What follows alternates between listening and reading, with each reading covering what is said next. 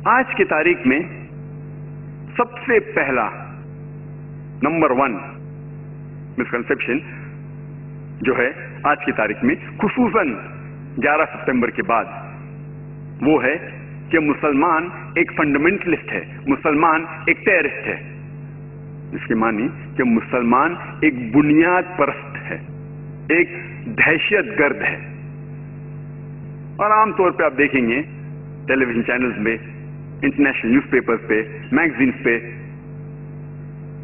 मुसलमान को हमेशा कहा गया है कि वो फंडामेंटलिस्ट है, बुनियाद परस्त है। बुनियाद परस्त की मानी क्या होती है? बुनियाद परस्त वो शख्स है जो शिद्दत से बुनियादी बातों पे अमल करता है। मिसाल के तौर पे, अगर एक साइंटिस्ट को अच्छा साइंटिस्ट बनना है तो उसके लिए जरूरी है कि वो साइंस की बुनियादी बातों को जाने और उसके ऊपर अमल करे। जब तक वो साइंस के मैदान में बुनियाद परस्त नहीं है, वो अच्छा साइंटिस्ट बन ही नहीं सकता। इसी तरीके से अगर एक मैथमेटिशियन को अच्छा मैथमेटिशियन बनना है तो उसके लिए जरूरी है कि वो मैथमेटिक्स के बुनियादी बातों को जाने और उसके ऊपर अमल करे। जब तक वो मैथमेटिक्स का बुनियाद परस्त न हो, तब तक वो अच्छा मैथमेटिशियन बन ही नहीं सकता। इसीलिए हर बुनियाद परस्त, हर फंडामेंटलिस्ट को कहना कि वो बुरा है या अच्छा है, ये सही नहीं। हमें पहले यह जानना चाहिए कि वो किस मैदान में बुनियाद परस्त है। In which field is he a fundamentalist? मिसाल के तौर पे, अगर हमारे माशरे में एक बुनियाद परस्त चोर है, उसका पेशा है चोरी करना, वो माशरे के लिए अच्छा नहीं है, वो नुकसानदार है, तो वो बुनियाद परस्त शख्स अच्छा शख्स नहीं है। दूसरी ओर हमारे माशरे में एक बुनियाद परस्त डॉक्टर है जिसका पेशा है इंसान की जिंदगी को बचाना, और वो हजारों इंसान की जिंदगी को बचाता है। वो एक बुनियाद परस्त डॉक्टर है, लेकिन ये बुनियाद परस्त डॉक्टर माशरे के लिए अच्छा है, वो एक अच्छा शख्स है। तो हमें पहले ये जानना चाहिए कि किस मैदान में वो शख्स बुनियाद परस्त है, और उस मैदान को जानने के बाद हमें यह फैसला करना चाहिए कि वो बुनियाद परस्त सही है या गलत है। जहां तक कि मेरा ताल्लुक है, अल्हम्दुलिल्लाह मैं एक बुनियाद परस्त मुसलमान हूं, और अल्हम्दुलिल्लाह मुझे गर्व है, मुझे फख्र है कि मैं बुनियाद परस्त मुस्लिम हूं। I am proud to be a fundamentalist Muslim. मुझे गर्व है क्योंकि मैं अल्हम्दुलिल्लाह इस्लाम की बुनियादी बातों को जानता हूं, और अल्हम्दुलिल्लाह इन बुनियादी बातों पर अमल करता हूं। इसीलिए मुझे फख्र है कि मैं बुनियाद परस्त मुसलमान हूं, फंडामेंटलिस्ट मुस्लिम। और मैं चैलेंज करता हूं, मैं दावे के साथ कह सकता हूं कि कोई भी शख्स सारी दुनिया में एक भी इस्लाम की बुनियादी बात को साबित नहीं कर सकता कि ये इंसानियत के खिलाफ है।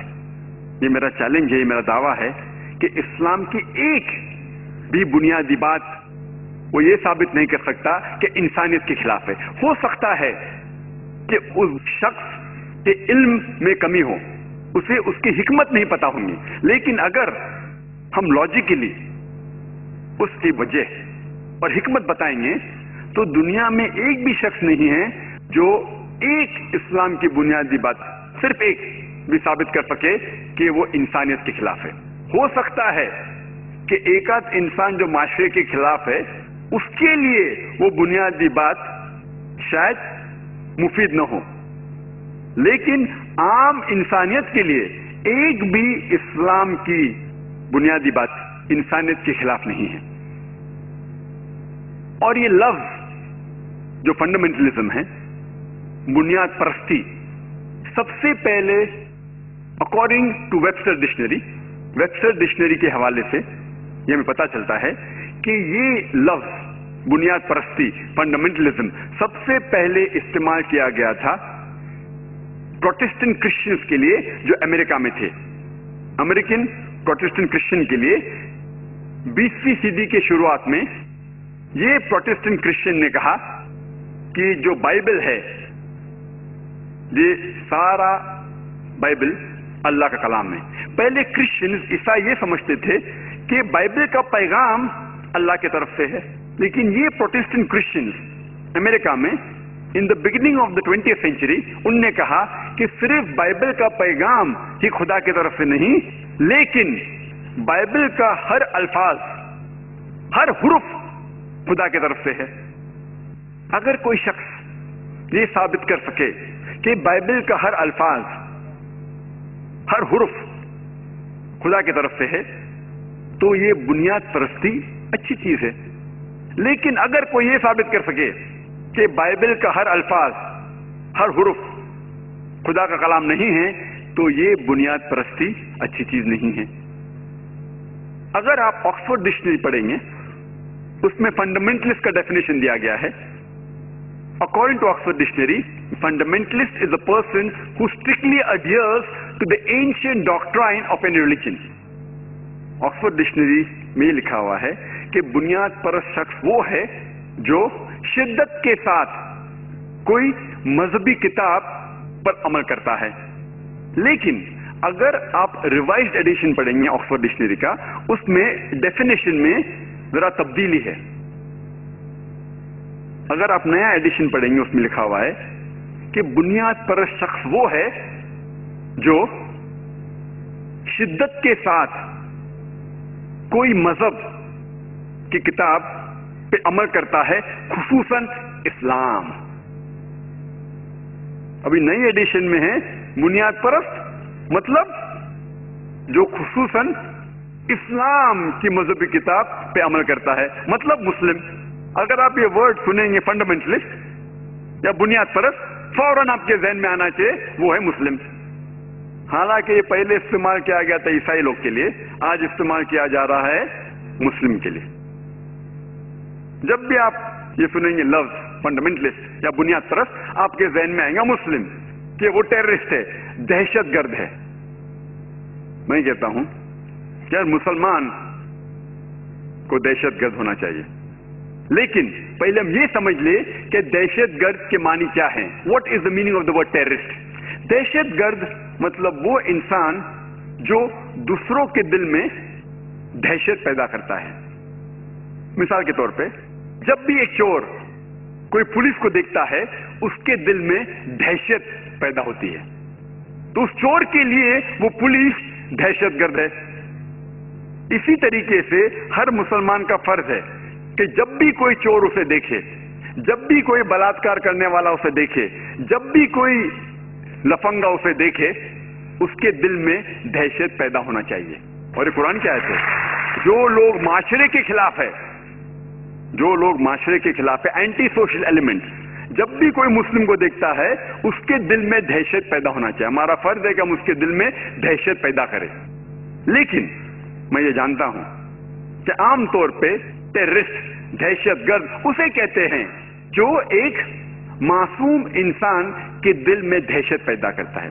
इस सिलसिले में कोई भी मुस्लिम कभी भी कोई भी मासूम इंसान के दिल में दहशत कभी भी नहीं पैदा करना चाहिए। ये हमारे लिए हराम है। हमें खुसूसन उन लोगों के दिल में दहशत पैदा करना चाहिए जो माशरे के खिलाफ है, जो इंसानियत के खिलाफ हैं, और जो लोग इंसानियत के खिलाफ काम करते हैं। आमतौर पे हम ये देखते हैं कि कई वक्त एक शख्स जो कोई काम करता है, उसको दो अलग लेबल दिए जाते हैं, 2 डिफरेंट लेबल्स, 2 लक़ब दिए जाते हैं। मिसाल के तौर पे, इस देश को आजादी मिलने के पहले, हमारा इस देश हिंदुस्तान, ब्रिटिशर्स इस हिंदुस्तान, इस मुल्क पे हुकूमत करते थे।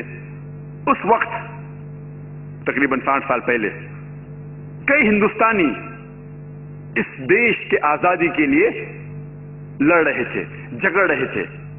ब्रिटिशर्स इन देशभक्त लोगों को कहते थे कि ये दहशतगर्द हैं।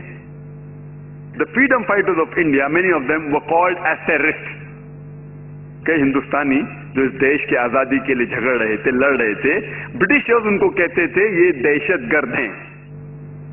لیکن عام ہندوستانی ان لوگوں کو کہتا تھا دیش بھکت یا پیٹریوٹ، جو دیش کے آزادی کے لیے لڑ رہا ہے. وہی انسان، وہی کام، لیکن دو علیحدہ لیبل، ٹو ڈفرنٹ لیبلز. اگر آپ برٹشرز کی بات مانتے ہیں کہ ان کو ہندوستان پہ حکومت کرنے کا حق تھا، تو ہم بے شک ان لوگوں کو کہیں گے کہ وہ دہشت گرد تھے. لیکن اگر آپ عام ہندوستانی کی بات مانتے ہیں کہ برٹشرز ہندوستان میں بزنس کے لیے آئے تھے، ان کو اس دیش پہ حکم کرنے کا کوئی حق نہیں، تو ہم یہ تسلیم کریں گے کہ یہ لوگ جو دیش کے آزادی کے لیے جھگڑ رہے تھے وہ صحیح میں دیش بھکت تھے اور دہشت گرد نہیں تھے. وہی انسان، وہی کام، لیکن دو علیحدہ لیبل، دو علیحدہ لقب. اسی لیے لقب دینے کے پہلے ہمارا فرض ہے کہ ہم یہ جان لیں کہ کس وجہ سے وہ جد و جہد کر رہا ہے، وہ کس وجہ کے لیے جھگڑ رہا ہے. یہ ہمارا فرض ہے. اس کے بعد ہمیں لقب دینا چاہیے. اور یہ لقب عام طور پہ کامن ہے. مثال کے طور پہ ساؤتھ افریقہ کو آزادی ملنے کے پہلے سفید لوگ اس پہ حکومت کر رہے تھے، وائٹ اپارتھائڈ گورنمنٹ. یہ وائٹ اپارتھائڈ گورنمنٹ نیلسن منڈیلا کو ٹیررسٹ کہتی تھی، ٹیررسٹ، دہشت گرد. اور یہ وائٹ اپارتھائڈ گورنمنٹ، سفید لوگ کی حکومت، انہیں 25 سال سے زیادہ رابن آئلینڈ میں قید کر چکی تھی. لیکن عام ساؤتھ افریقن انہیں کہتے تھے کہ وہ ایک اچھا انسان ہے، ان کے لیے ایک ہیرو تھا.